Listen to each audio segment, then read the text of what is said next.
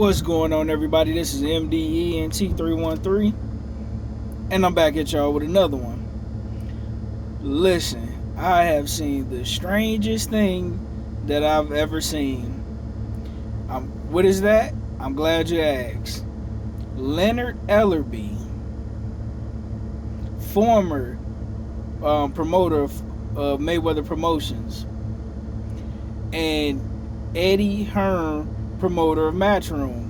When I say these guys used to argue and go at it all the time on Twitter, in interviews. I mean, anytime either one of them mention the other one, they cracking jokes on the other one. They talking crap about one another. And last time I heard that Leonard Ellerbe said when you see Eddie Hearn is on site, right?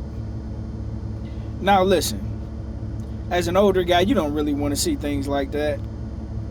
And it's all fun when it comes to boxing. But I want to talk about what Terrence Crawford has said in a recent interview that he did with Andre Ward. One of the things that Terrence Crawford said, listen, these promoters are not beefing.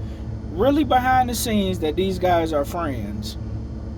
The only time they pretend like they're beefing and they don't like each other is when they have a high profile fighter and they don't want him to cross the street to go fight another guy or vice versa if they think it's a chance that their fighter may lose. But other than that, these guys are really friends behind the scenes.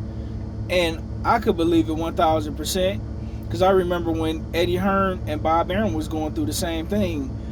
I remember when Bob Arum and Al Heyman, you never see Al Heyman talk, but Bob Arum would always say a bunch of egregious things about the PBC. Then on a lesser scale, you will see, the lower tier fighters fighting from Bob Arum's stable fight the lower tier fighters from PBC. Same thing with Oscar De La Hoya. He would always be trashing Floyd Mayweather and Al Heyman, and then he would never make certain fights when it came to Canelo Alvarez at the time he was promoting them and the elite level PBC fighters, right? But then you will notice that on a smaller scale, Oscar De La Hoya's lowest fighters will be fighting PBC's lowest fighters. So, as a fan, I should have picked up on things like that, but I didn't. I should have caught things like that, but I didn't. And, they do a great job. These media people, these marketers, these promoters, of what do they call it? Of creating all this kind of tension, but it's not real tension. It's pretty much just a marketing ploy, right? And they do a good job of sucking you in as a fan.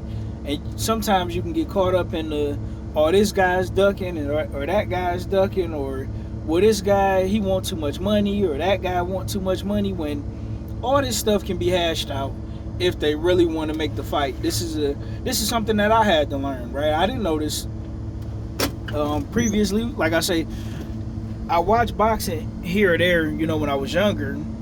And as I got older, I started watching it a lot more. It wasn't until 2013 to when I started to get into boxing a whole lot more. And I would learn from guys when you're talking about on YouTube, guys like Dante's Boxing Nation, Blue Blood Sports TV, 78 Sports TV, CJ Goodfella Sports TV, Boxing Ego, Fanon. And I would, notice how, sometimes you can get caught up in taking sides, but I will be honest, out of all the content creators, one of the first guys that I've heard said it's not the fighters that's ducking, it's the business of boxing. It's these people in suits behind the scenes. With 78 Sports TV, he was one of the first people that I've heard say that. And not too long after him, I remember hearing CJ Goodfella Sports TV talk about these things. And I never really, I listened to him, but I didn't really pay attention. And then when I started to notice it, I would say, I would make excuses as a fan. I would make excuses like, I would be like, well, that's different because maybe those guys don't really generate that much revenue, when common sense should have kicked in and said, hey, if you don't like a guy and you don't, this group of fighters don't cross the side of the, don't cross the street to go fight those group of fighters, then that means that it should apply to all of them, right? Not just some of them. And so that's something that myself, as a fan, had to learn. And it was funny seeing Leonard Ellerbe and Eddie Hearn. I mean, these two guys have been going at it, and it's been pretty hilarious. But I will say this: listen, it was good to see them work out whatever differences that they had. It's good for the sport of boxing. It's good for each other. It's gonna give us some content. We could laugh and crack jokes and talk about it. Just seeing them all buddy buddy, chummy chummy, and smiling was pretty funny, man. It was a good sight to see. Cause listen, even if they were beefing, let's just say they were beefing for real. As a boxing fan that want to see the best fighters fight the best, it don't do us any good if those guys were really beefing for real, because that would be a real incentive for them not to make the fight. But good to see this. I hope these guys can do business together.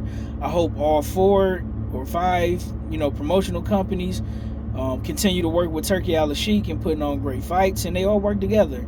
Hope to see some of these great fights on PBC, DAZN, ESPN Plus, wherever we got to see them. I just want to see these fights, man. But good job, because these are 2 older men. Leonard is probably a lot older than Eddie Hearn, but listen, man, as older men, beefing is stupid, unless it's a real serious, legitimate reason, right? But other than that, if it's money to be made, if it's good fights to put together, I have absolutely no problem with it. But that's all I got, guys. Let me know what you guys think in the comment section. Like, share, and subscribe.